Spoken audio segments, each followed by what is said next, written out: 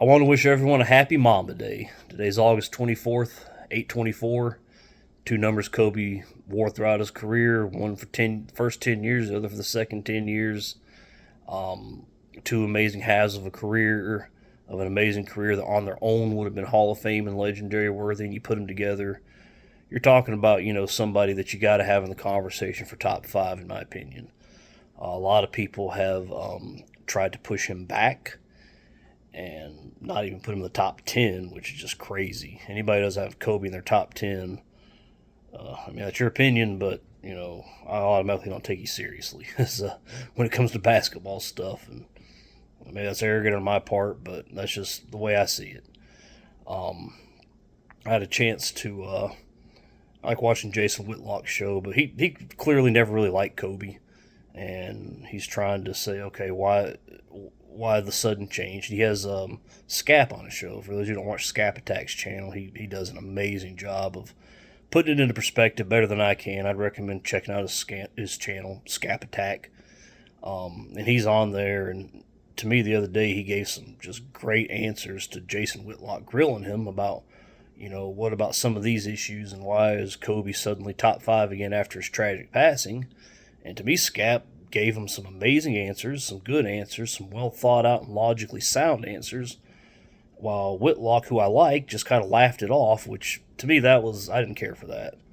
I mean, I guess we all make mistakes, but that left a sour taste in my mouth. But just kind of giving my answers for those who care about some of the questions that Whitlock had about this. He said, okay, when Kobe retired in 2015, most people didn't even have him in their top 10, and now they have him in their top 5, and now he's back out of the top 10. So, how much did his tragic passing have to do with people possibly overrating him? I have a few answers to that one. Number one, Kobe was always hated by the media, and a lot of that came down to his strained relationship with Shaq. Shaq was a master of manipulating the media. He manipulated the media to a T, and he would have rode off into the sunset were it not for him trying to stay in the spotlight on Inside the WNBA, good Lord, the NBA. He should be on Inside the WNBA, maybe to make it somewhat entertaining. He was on there, he's been on there, like, remember when Nikola Jokic 2 years ago beat Shea for the MVP, just kind of melting down and just taking a lot of unnecessary shots at Nikola Jokic, I thought. And you see he's a bully. I mean, he's got his podcast, and he's just always having to demean and degrade people to make himself look better. I read his autobiography they released back in, 2011, 2012. It was awful. And he's sitting there saying, talking about, some of his NCAA tournament games with LSU and some of his, some of his playoff games with Orlando and LA, and he's like, well, I had this many points and this many points, but we still lost, so I did all I could do. Well, did you? Did you maybe figure out why your team around you wasn't doing as good and make those adjustments? No, he never did. He needed somebody like Kobe to come in there and push him, and he resented that. He resented the fact that this kid was, Kobe knew exactly what he was, who he was, what he was capable of, and he wasn't going to just defer to Shaq because he was the face of the NBA and had, more experience, because he knew what Shaq was. He was somebody who did not put his full effort into it and left a lot on the table. As legendary as Shaq's career was, if he would have put just 50% more effort into it, he'd definitely be in the GOAT conversation. But nobody's talking about him as the GOAT, despite possibly being the biggest physical force, the most physically dominant force in the league ever. So I think that plays a big part in why people are trying to underrate Kobe. Like I said, the media never liked him because Kobe was not good at manipulating the media. Kobe's thing was, look, this is me. I'm going to go out there and I'm going to do my thing on the court, and I'm going to let that do the speaking for me, which is a good idea in theory, but the way the media works, that was never going to work. So I think, they've always underrated him. If you ever watch Scap Attack's videos, they're amazing. He talks a lot about Kobe and why he's, just being disrespected and deserves a ton of respect, at least among guards, definitely being second to Michael Jordan. And I agree with that. Michael Jordan is the symbol of greatness. The clear number one ever. Anybody who disagrees, I don't know what to tell you. Kobe came a lot closer to that than anybody you would think would, but he did. See, I give him credit for that.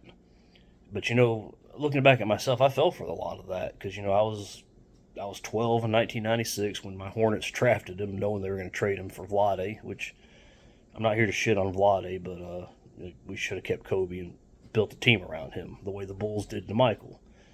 1984, the Bulls were a lot like the Charlotte Hornets were in '96. No history, no tradition, no winning, nothing. And they should have just rolled it out there, let him take a lot of shots, make those mistakes like Michael did in his first 3 or 4 seasons. Slowly build a team around him, let Kobe slowly get into the rhythm of, assimilating with his teammates the way Michael did, and then going on his own run. Those 3 championships with Shaq, everybody wants to discredit. Now, again, if you watch Scap's videos, you understand that he was more than just a sidekick. He was more than, a complimentary piece. He was every bit as much important to those championships as Shaq was. You can even look at it statistically and tell you that. But even for those of us that watched it, I think we kind of understood that.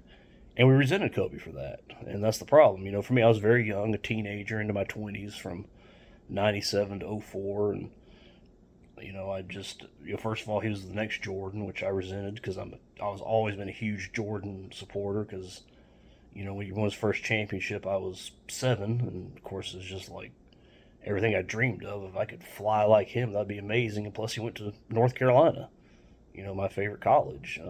He was drafted. He played his last game, I think, before I was born, or maybe a couple of days after I was born, in March of '84. But even though I didn't see him, he was North Carolina product, proud of it. Always talking about Dean Smith and the amazing impact he had in his life. He was our coach at the time, so of course, I was always going to love him. So I resented anybody that was the next Jordan. So I resented Kobe there for a while. And again, I was enthralled by Shaq and this public image, which of course is not who he is. He's a big bully, and so I fell for that. And then when he basically became to the point where one of them had to give, it was all the media put it all on Kobe. He was the one. He was the reason that the split was happening. The split that we all want to see those 2 play forever because it was so entertaining, but it stopped. So I just believed the media and resented Kobe for that. And now, what I know about Shaq, looking back and with a little bit wiser eyes, I know better now. And I wish I would have appreciated him more at the time. He didn't really win me over till about 2008 when he made his first finals run without Shaq. They ran to that juggernaut of a Boston team who did the whole super team up before it was cool. I don't know why they don't get more, they'll get knocked more for that than they do, but he really won me over. He stayed consistent. He's like, I am who I am. This is how I play. This is my attitude, and I'm not going to apologize for it. And, as I got older there, in the later 2000s, as I entered my mid-20s, I understood it a lot more. And now in my 40s, I'm 41, the same age Kobe was when he passed. I feel like I really understand him a lot more. I'm not saying I agree with everything or, blah, blah, blah, because, God forbid any of us not be perfect, but, I feel like I have a lot better understanding. But Scap was on to the Jason Whitlock show, and I like Jason Whitlock, I really do. But he's clearly doesn't care for Kobe, and I mean that's his choice, that's his right. But he was really grilling Scap. He had Scap on there to defend Kobe, and he was really grilling him about a number of things and asking him questions. And to me, Jason made himself look bad because Scap gave a lot of very good, very well thought out answers, while Jason just kind of smirked and laughed it off arrogantly. And that kind of left a bad taste in my mouth. Just if you're going to bring somebody on there, bring them on there and don't do that to them. That's a horrible look. He's got a great show. He talks a lot about Jesus, which I love, and how it relates to the sports world. He makes a lot of great points. I really wish he'd just leave Kobe alone. He's clearly got some biases there that just makes him look bad talking about it. You want to know how come Kobe wasn't in the top 10? When he retired in 2016, suddenly jumped into everybody's top 2 or 3 after his passing, and now is back out of the top 10. Did his passing, influence us one way or the other? Well, there's a couple reasons for that. Number one, there's the respect factor. The man just passed. When somebody passes, no matter what, you take that opportunity to remember all the good things about them and not bring up the bad things, unless you're Mina Kimes, but that's another story for another day.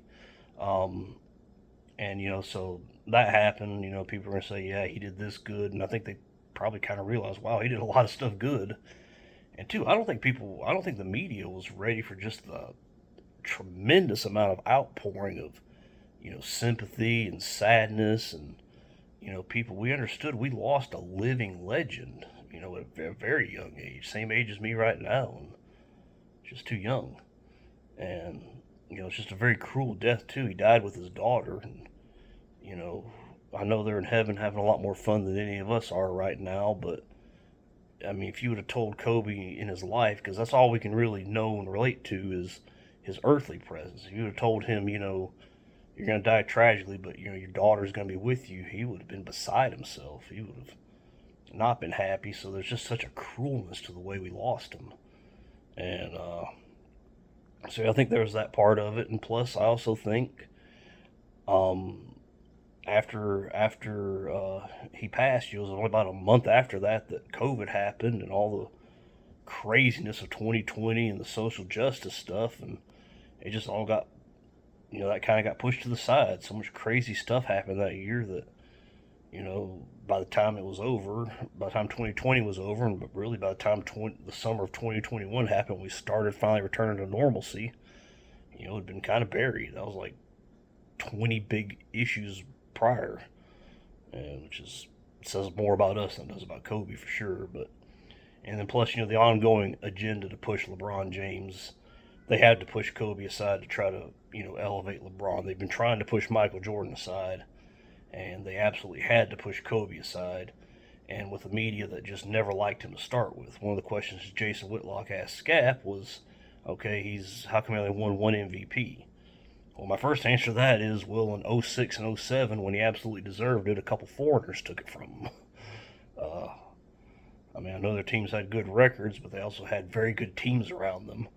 Uh, Dirk's team had just made the finals before and kind of choked it away, and Steve Nash had one heck of a team around him, and he had a coach in Mike D'Antoni that just orchestrated the perfect system for him, was the architect of it, and just did an amazing job.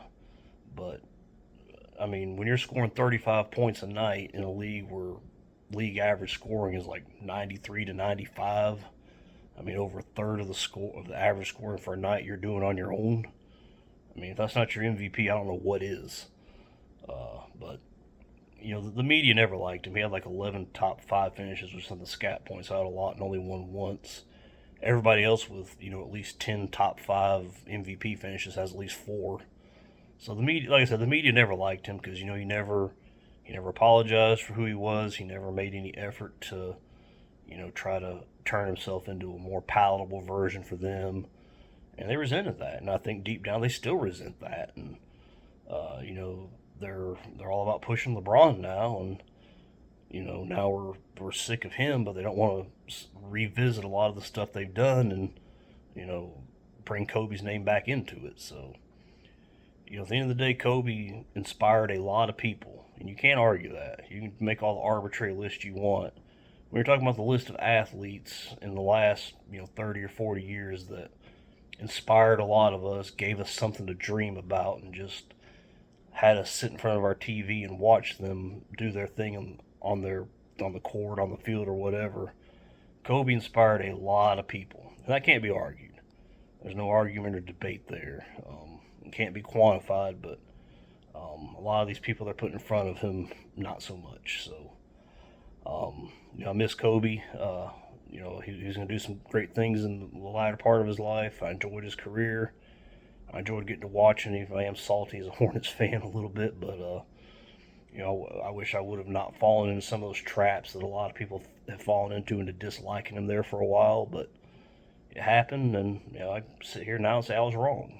I should have appreciated him more at the time, and I think it's time that we get together and appreciate him and push back against these narratives. We've done a great job of pushing back against this narrative that LeBron is, the best or right there alongside Michael. We've pushed that back and pushed that back hard. I mean, outside of the few clutch plants that are still, or not few, but the people that are clearly clutch plants still in the media, nobody's saying Michael or LeBron's the GOAT or even close to it. So it's good that we've gone back on that and made that better, but at the same time, we also need to, go back on our situation with Kobe. That's the dislike for him from the media is the reason that these media lists didn't have him on the top 10 when he retired.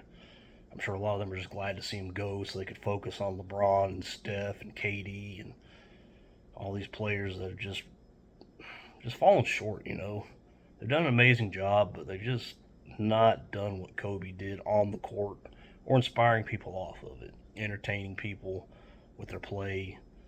Um, and like I said, that's just all there is to it. So, you know, that's that's just my take on that, and that's why I think we need to get together and put Kobe where he belongs, and make sure that anybody who wants to be taken seriously will have to put Kobe in their top five because, like I said, I mean the numbers say he does, the eye test says he does, and his overall career says he does. He had that ruthless mentality. He was very mentally tough, and he went out and he won two championships without Shaq, with a much less team than the one Shaq won a championship with without Kobe. He had D Wade and that amazing Miami Heat team. D Wade in his prime. Don't sleep on him. So it's time to put some respect on Kobe's name and get him back out there. And anybody watching this, I encourage you, do what you can. Whether it's spamming comments or just leaving comments and letting people know that we love Kobe.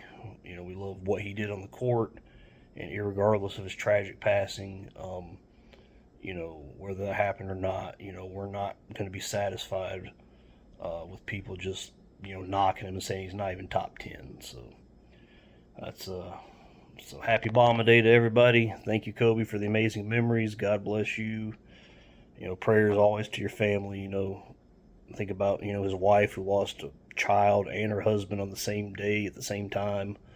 His other daughters who lost a sister and their father.